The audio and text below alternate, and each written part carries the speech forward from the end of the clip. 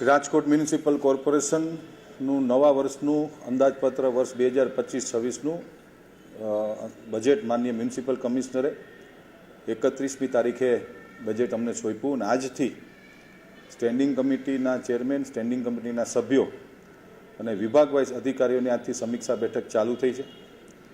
આપના માધ્યમથી રાજકોટની જનતાને હું કહેવા માગું છું કે આ રાજકોટ મ્યુનિસિપલ કોર્પોરેશન આપના માટે બનેલું છે. આ રાજકોટ મારું એકલાનું નથી, આ રાજકોટ આપણા સૌનું છે.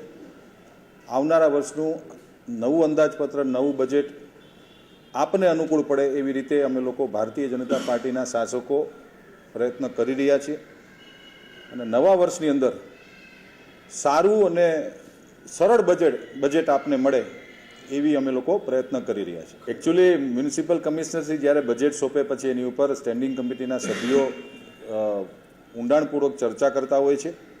ચર્ચાના બાદ સ્ટેન્ડિંગ કમિટીમાં આ બજેટ આવતું હોય છે. બજેટ મંજૂર થઈ ગયા બાદ હું કહી શકીશ, પરંતુ આપના માધ્યમથી જરૂરથી કહેવા માગું છું કે રાજકોટ, મેં જેમ કીધું એમ, મારું એકલાનું નથી, રાજકોટ આપણા સૌનું છે.